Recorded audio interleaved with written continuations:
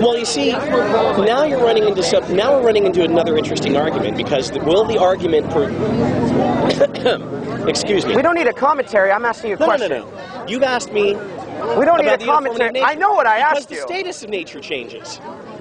You're talking about what, conditions? And I'm talking about the laws of science. For instance, the second law of thermodynamics, all right? Does that change like the weather changes? Does that change like the weather changes? No. However, okay. Again, so, hold on. Now you asked me about science. Uniformity to nature or not? I do not. You cut up science. I do not. You don't. Even going back to the scientists do not believe in the uniformity of nature. How can you rely on scientific experimentation if the future is potentially not going to be the past? You see, you say that you don't believe in the uniformity of nature, correct, but you don't live your life that way. Do you wake up in the morning, stub your toe, and you feel pain, and then think, it's quite possible that the next morning that I stub my toe, it actually might be a good sensation? You don't live your life that way. No, right? I don't. So what you do is you steal from a Christian worldview in order to even do science. Once again, the uniformity of nature is just an assumption in your mind, but it could be verified in the Christian worldview, as it says in Genesis chapter 8, verse 22. The uniformity of nature, God the non-uniformity is the controlling influence that causes the laws of science to operate tomorrow as they do today. As a Christian, I can account for that. As a non-Christian, not only did you deny it, but you can't account for it if you want to contradict yourself, which is okay in your worldview. You haven't let me attempt to account for it. When I tried to account for it, you fucking jumped on me. Why are you getting foul? Huh? Why are you getting foul right now? There's little kids around here. That's not because necessary. About 6 or 7 times I've turned to your camera or to you and said you won't let me finish my point, and then you never let me finish my point. Because you begin to give me a commentary on the question that I asked you. So my question was, the uniformity of nature. Right? Do you believe in the uniformity of nature? No. No. Would you like to know why? No. No. Would you like to know why? Not why. Would you like to know why? That's fine. Because you're not letting me fully answer your question. No, I understand that you don't. Because you looked for a no. And I'm not going to question that you don't. My next question is, all right? Okay. If you don't believe in the uniformity of nature, which I don't, how is it that you do scientific experimentation and believe that it is reliable if it's subject to change tomorrow? Because it's not subject to change tomorrow. Current modern physics... So you do believe in the uniformity of nature? No, I do not.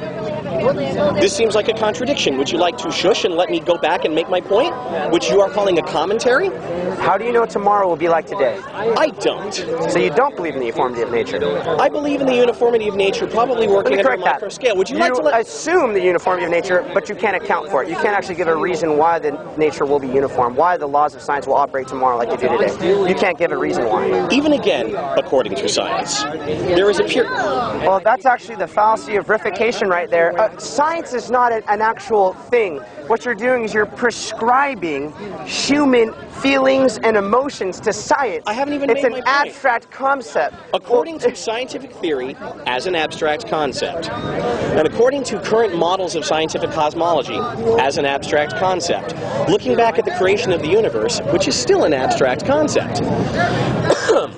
It is believed, even by physicists and cosmologists and astrophysicists, that shortly after the event that they refer to as the Big Bang, that for a period of time, several 100,000 years after the Big Bang, the current models believe that the laws... several 100,000 years? What standard are you using? I said, according to the model. I've already given you my standard. I'd like you to represent your worldview and not just bring in some pseudo worldview or make up a worldview to represent against me. If you and I are going to have a conversation everybody generates their worldview then I need based off things that they have read, based off things that they have heard from other people, put together and synthesized into themselves.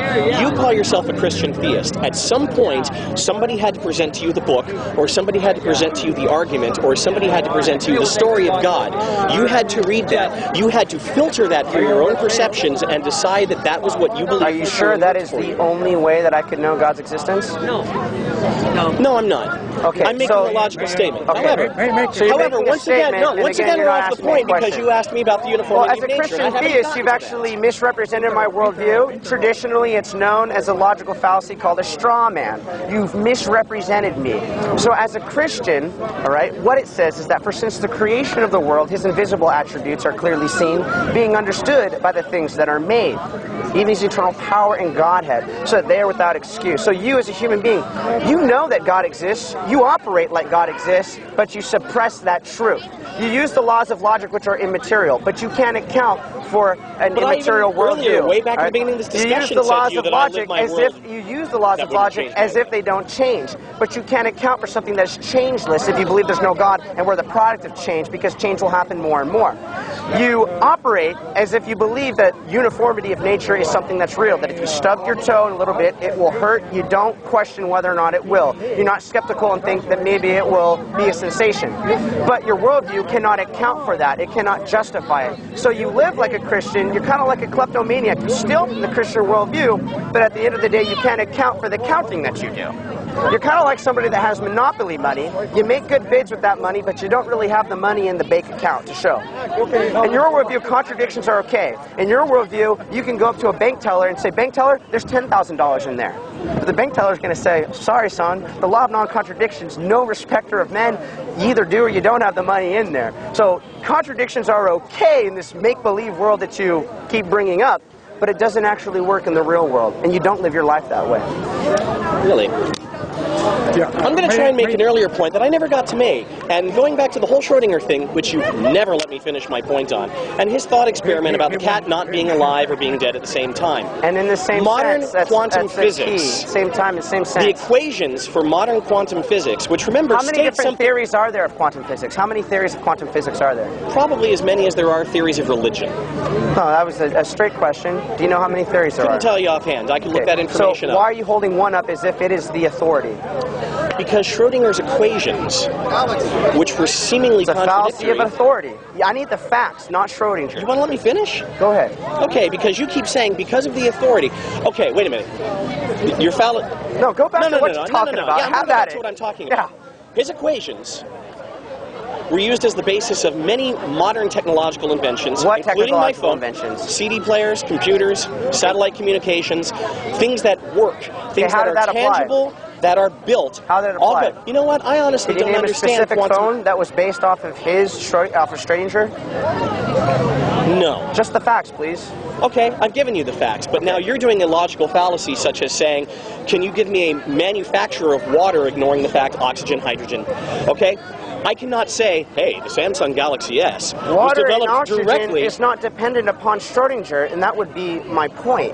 Just okay, the facts, but you're saying, can I hold up a cell phone and say the Samsung Galaxy S you made a claim that it's the product of Schrodinger, okay? Yes. Now, my question because goes right back to the paradigm that you built with Schrodinger. You said a cat could both be alive and not alive at the same time and in the same sense. When I asked you for that same time and same sense, you gave me two different senses. You said in one sense, the cat would just be a dead corpse. And in the other sense, the cat would be a purring cat.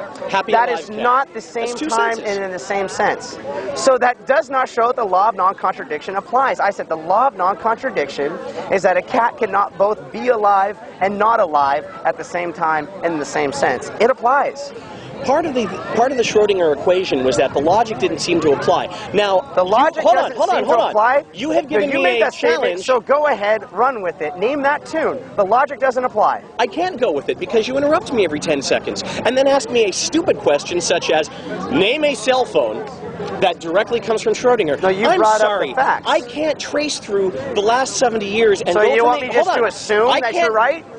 You're not using any logical argumentation. All you're doing is you're making claims, but you're not backing it up with facts. We're standing on a beach. I don't have a reference library near me. I don't particularly feel like getting online and looking up the lineage of the things. I can't give you every step from Schrodinger equation through mechanical computers, through Alan Turing, through invention of superconductors at IBM, through self-referential material, through using computers to design computers to arrive at the Samsung Galaxy S cell phone. What I can tell you is is that the mathematical underpinnings of the theories that led to the creation of the electronics, eventually the development of the miniaturization, which eventually 70 years later led to this particular phone, go back to one set of mathematical equations. Unfortunately, I have neither the time nor the inclination nor the material ability at the moment to go through and trace every link through there. Well, you just made a claim and you expected me just to believe it on assumption. Is that not right? You have the ability to go through and do the research yourself. But you made the claim without actually backing it up. So, according to Schrodinger, let's get right back down to the rock bottom of it. How are contradictions acceptable in the sense that I could have, let's go through it again, a $20 bill in my wallet and not in my wallet at the same time and in the same sense? According to Schrodinger, you're saying it's possible to have a $20 bill in my wallet and not in my wallet at the same time and in the same sense. Is that not correct? Theoretically, yes. Okay, theoretically. In actuality, is it possible? We don't know. We don't know. Because you don't know. No, because your original question I feel perfectly fine to say, you know what, the law of non-contradiction is absolute. I'm going to hold to that. In my worldview, contradictions are not okay. All right? In your worldview, contradictions are okay.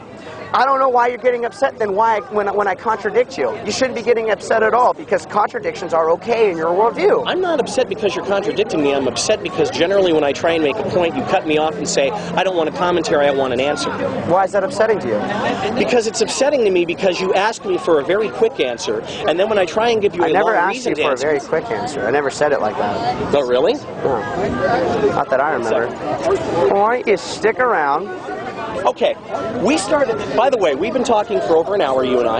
I don't know if it's been, no, it's like been 28 minutes. That camera started, I put that camera down, that time code was at 1 minute and 24 seconds, it's at 2 hours and 29 seconds. Okay. So according to the running clock, which, if that didn't work, I don't know why you're talking the videotape wouldn't be able to play back. We've been talking for an hour. I'm okay with that. I can't even see we've been talking for an hour. So who's right, you or me? A freaking clock without him Who's right, you or me?